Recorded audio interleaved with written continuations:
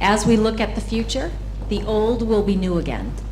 And so the organic gardens that we see today, really, we're going back to that. There was gardens when we were kids that we had, because we realized that we are killing ourselves with the way that we are producing food today. And so what's old is what's new, from the gardens, from community where you used to know your neighbors. That's going to transform once again, that we're going to know our neighbors again. The way in which we will age, the level of senior women and those who are single, they will begin aging in houses together, so you'll be together with one big kitchen and living room, and then you'll have wings off, and that those who come in to help with the home will be able to go from house to house, and that will be the singular model, the consumer model. Then what the next model, think of hotels for health. So you'll have different levels of the hotel depending on your level of health. And because of the wealth of the boomers aging, although they're going to call and they're going to say 70 is the new 30, that they will live based on what they can afford. So you might be at level 1, and that's where you have incredible mobility, all the way up to level 5, where you need doctors who are making rounds. But no, it will be completely transformative. It will be about community. And there'll be so many seniors there who want a purpose in life and who are there to help others. So you'll find the young seniors are the caretakers for the older seniors. But while old is new again, we also have it, think of it, the dichotomy to that, it's also going to be like the Jetsons. Remember the Jetsons? So we will actually live in that type of a world where we see the robots coming. We actually think that the robots have taken too long to get here. So where we are in Louisville, Kentucky, we use those for rounds in the hospitals. And we use it for rural areas because we don't have enough physicians out there. So think that you in your own home will have not only the mobile robot, but right now in the kitchen of the future in the P&G Innovation Center, in every room that you go into, your robot follows you, and you have a screen, you're able to interact, and they know what you're eating. And your whole DNA is going to be mapped.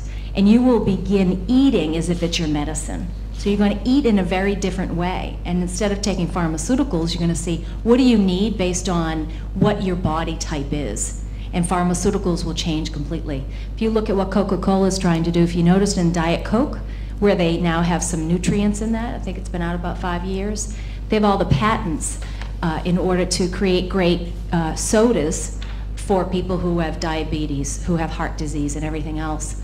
The problem that they've had is they haven't been able to make it taste good yet. So they've already figured out how to put medicine in things that we drink, but that will become the norm for us. What will happen is, from a behavioral perspective, is people will start to get ostracized if they don't exercise and take care of themselves. We're going to see that whole paradigm shift. It's you are what your friends are. You think of the Framingham study, right? And if you are not exercising and eating right and starting to take care of yourself where you could take care of yourself, you're going to start getting ostracized in communities. We're going to look at your planning for the end.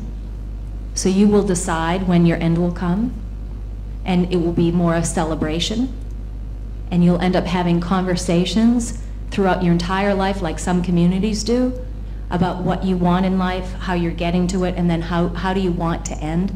Whereas today, because we spend so much money at the end of life, is because no one's having any conversations, real deep level conversations, and that will completely shift.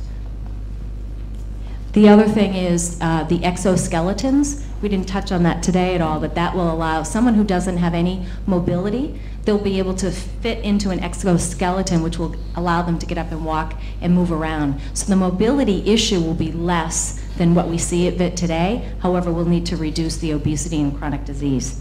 You'll also notice that your jewelry, it will all be censored, right? So we see that coming out already. We see Proteus doing it. We've seen a lot of different prototypes on that as well. But the cachet will end up being what your jewelry is what it can do for you. How is it knowing what your heart rate is? What is it knowing whether you're sleeping? What are you eating? It's going to understand all of that. It's also going to trigger, if you think of, did you all have the silly bands here with the kids?